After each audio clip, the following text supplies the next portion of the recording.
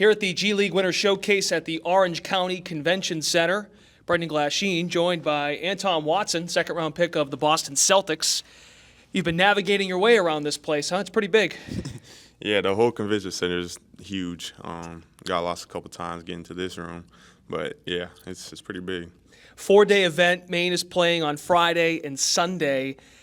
What have you, as far as any games you've been able to take in just by being in and around the practice courts, what do you make of this atmosphere in terms of what you've been accustomed to, like in college, for instance? Yeah, it kind of reminds me of the COVID season where we were all in a hotel and every single team was in there. Yeah. But yeah, you see a lot of people you played against, a lot of friends. There's a couple of GU guys in here, so it's been cool to meet up with them. And yeah, it's just kind of hectic around here. Yeah, it is kind of like a big networking event for everybody involved, players, coaches, and even folks like myself being involved with all of this. When you are looking back now at your Gonzaga time, and now you're a pro now for a couple months, just where do you think you've grown the most at this point in the year? Yeah, I think just expanding my game. Obviously, that comes with confidence, shooting the three. And, since I added that, I feel like a lot of other things expanded, and I've had to find different areas to improve in. Defense-wise, yeah, I just think overall, like, I'm more mature about how I go about my training and just practice and each game. You got to take it one game at a time. So, I feel like in that way I'm learning a lot. Yeah. See, there was a play the other day against 905 where you in the corner where you passed up the three, but then you drove and then you threw it down. So you've learned, I think, to pick your spots, right? You're letting the game come to you. While you want to catch and shoot it and not hesitate, you're learning how to pick your spots. Is that fair to say? Yeah. I'm still aggressive. I've always wanted to get to the rim. That's my bread and butter, getting layups, getting easy buckets. But, yeah, opening up that three, they got to respect it. They got to guard it a little bit more. So, it opens up a lot of more things. Like Anton said, this atmosphere here is a little bit different. There will be fans here on Saturday, even though you guys play Friday and Sunday. Mm-hmm. When you play at the Expo now, you've had 7 home games, 7 road games. When you're at the Expo, any comparisons at all to when you played at Gonzaga as far as that tight, the friendly confines, but it's got a infectious energy to it? Yeah. It definitely gets the energy in the Expo is crazy. Yeah.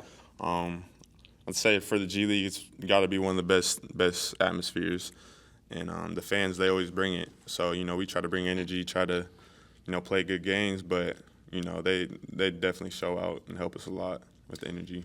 Anton Watson's here with us. When you hear about this kind of event, I mean, you're focused on each game by game, and you guys got business to do here, and you mentioned you're connecting with some folks that maybe you played with or played against at a national level, like Gonzaga, a big national program.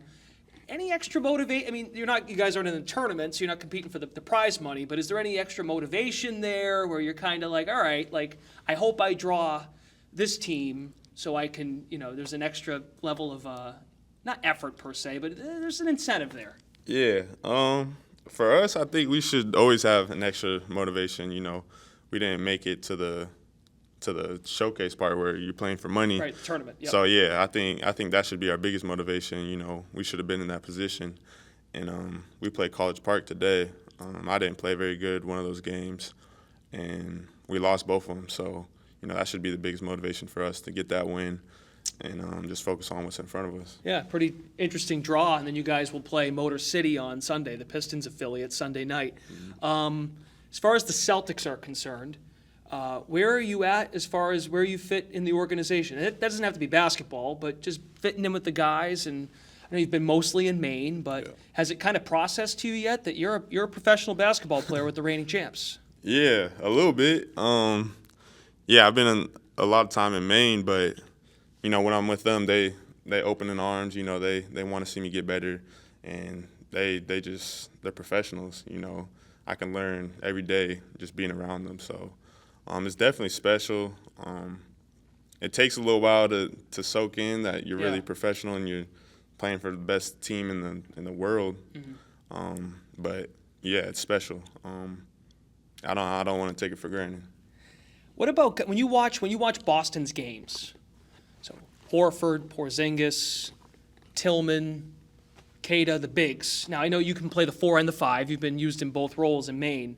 Do you watch and think, oh, okay, I understand if they execute something, whether it be an out of timeout or just in the flow of an offense, you think, oh, that's where I'm supposed to be. There's a lot of parallels, right? Like, that's the idea. Do you notice things like that when you watch? Yeah, I would say I noticed that a lot. Especially, I feel like Al, Yeah. just kind of similar types of kind of way we play on offense, moving the ball and spacing out 3. I got to pick up things from him because he makes it look easy, but it's really not easy. And he's been doing it a long time. Yeah, though, he's been doing it a right? long time. So just anything I can take from him, offensively wise, defense wise, I'm always watching him. And then all the other guys, they bring energy. Nimi, defense wise, he's a menace. So just taking pieces from everyone's game, I think I can do that all the time. If it puts your mind at ease, there was a time where Al Horford didn't shoot the 3. I know. You know what I mean? Like, yeah. that's like you didn't take a ton of 3s in college. Yeah. Your senior year, you took a few more, but each year your percentage went up, your attempts went up. Like, Al was in the league for a decade, and then he started shooting the 3 because that's how the game was changing. Yeah. Right? So. No, that's crazy to me. And he don't miss. You can't leave him open. You got to respect it. So, it's just you develop your game over a certain amount of time, and sometimes it takes patience. And I think that's the biggest thing, just waiting for your opportunity. A lot of maturity. 5 years in college will do that. Playing for Mark Few, I'm sure, too. Sure. Right? How about this? So Celtics fans love the up-and-coming, the unknown, or what role players might mean to their organization. There's your top 6 or 7 now for the last couple years, but what's something about Anton Watson that Celtics fans don't know about that you'd like to share? That's for the air. I don't know. I feel like I'm pretty quiet guy, but I'm gritty. I love to win. I love video games. I'm competitive, like in every aspect of life. But yeah, I love basketball. Video games. Yeah, video games is huge. Have you taken Davison down in a 2K game yet? Nah, 2K. I don't know if he wants that. He plays NCAA football. I'm not too good at that, so Okay. he might beat me at that. But everything else, I got it. There you go. Well, JD talks a big game about his 2K. Yeah, I already seen it. it. Well, he's been here 3 years, and every year someone else comes through and they think they're going to take him, and then I bring the question up and no one wants to go near it. Nah, so JD. It's interesting. I haven't played him yet. I'll play him. Yeah. I know J-Do's pretty good. Drew doesn't want to smoke. Baylor doesn't want to smoke. We'll see. Anton Watson, great to see you here. Best of luck, and crush it this weekend. Yes, sir. Appreciate it.